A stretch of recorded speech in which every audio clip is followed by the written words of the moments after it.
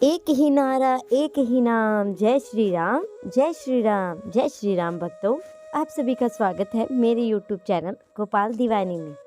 आज हम आपको राम कथा का रसपान करवाने जा रहे हैं। इससे पहले अगर आप मेरे चैनल पर नए हैं तो मेरे चैनल को सब्सक्राइब कर लीजिए ताकि अच्छी अच्छी कथाओं के नोटिफिकेशन समय समय पर आपको मिल जाए। आइए कथा आरंभ करते हैं। भगवान विष्णु के अवतार श्री राम का नाम कौन नहीं जानता। रामायण महाकाव्य के रचयिता महर्षि वाल्मीकि ने अपने ग्रंथ में लिखा है कि भगवान श्री राम में वैदिक सनातन धर्म की आत्मा कहे जाने वाले सभी गुण विद्यमान हैं। भगवान राम को पुरुषों में सबसे उत्तम पुरुष अर्थात मर्यादा पुरुषोत्तम भी कहा जाता है। त्रेता युग में जन्मे भगवान श्री राम अयोध्या के महाराज दशरथ के सबसे बड़े पुत्र थे। लक्ष्मण, भरत, शत्रुघ्न राम के भाई थे। भगवान राम की मां कौशल्या थी और शेष सुमित्रा कैकेयी के पुत्र थे। भगवान राम का विवाह मिथिला नरेश राजा जनक की पुत्री सीता के साथ हुआ था। लक्ष्मण की पत्नी उर्मिला शत्रुघ्न की पत्नी रुतकृति और भरत की पत्नी मांडवी थी। विवाह के पश्चात भगवान राम को राजा दशरथ के कहने पर रानी कैकेयी के कहने पर 14 वर्ष के लिए वनवास पर भेज दिया था, क्योंकि एक वचन के अनुसार कैकेयी राजा दशरथ से कुछ भी मांग सकती थी। तो रानी कैकेयी ने दासी मंदोदरी के उकसाने पर भरत को अयोध्या का राजा बनाने और राम को वनवास देने की इच्छा जताई। तो पिता की आज्ञा का पालन करके भगवान राम सीता और लक्ष्मण के साथ वन की ओर चल दिए।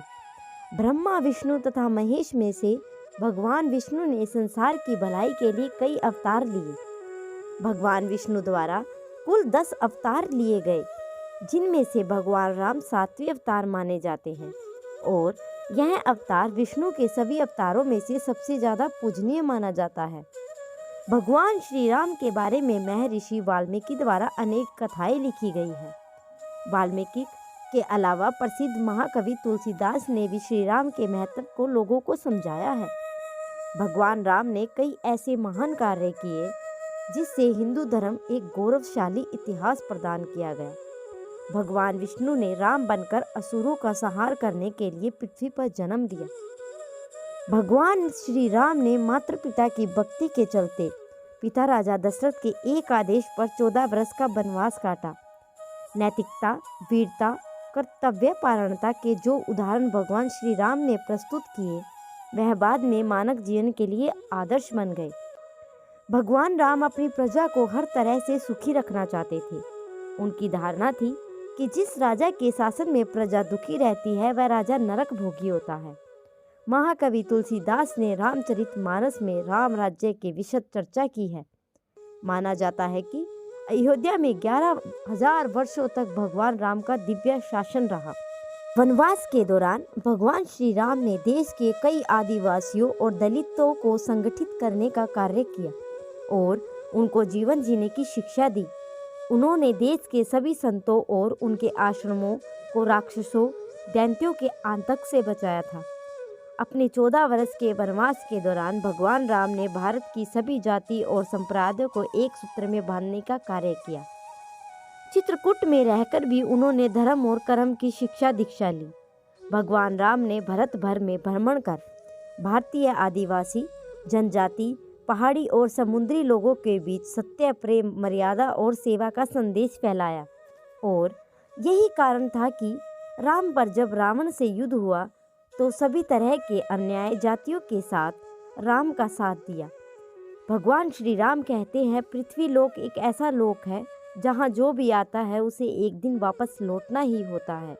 ठीक उसी तरह श्री राम ने अपना मानवीय रूप त्याग कर अपने वास्तविक स्वरूप विष्णु का रूप धारण कर बैकुंठ धाम की ओर चले गए। ऐसा कहा जाता है कि वनवास के समय भगवान राम 27 साल के थे।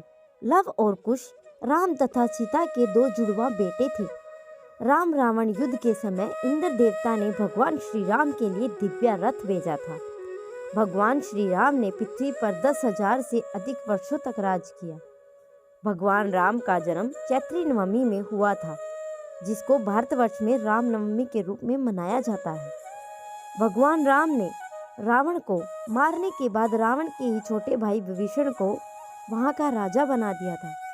गौतम ऋषि ने अपनी पत्नी अहिल्या को पत्थर बनने का श्राप दिया और इस श्राप से भगवान राम ने ही उन्हें मुक्ति दिलाई। अरण्य नाम के एक राजा ने रावण को श्राप दिया था कि मेरे वंश से उत्पन्न युवक तेरी मृत्यु का कारण बनेगा, और भगवान राम इन्हीं के वंश में जन्मे थे। माता सीता को रावण की कैद से आजाद कराने के लिए रास्ते में पड़े समुद्र को पार करने के लिए भगवान राम ने एकादशी का व्रत किया था। वनवास वापसी के बाद भगवान राम की अयोध्या वापसी की खुशी में अयोध्या वासियों ने दीप जलाए थे। तब से ही दिवाली का त्योहार मनाया जाता है। धार्मिक कथाओं के अनुसार भगवान श्री राम के बिना दुनिया में कुछ भी नहीं है। तो ये थी श्री राम लला की लीलाएं। अब दोस्तों, अगर आप सभी को मेरी वीडियो अच्छी लगी हो तो मेरे चैनल को सब्सक्राइब करें, वीडियो को लाइक करें और कमेंट में जय श्री राम अवश्य लिखें।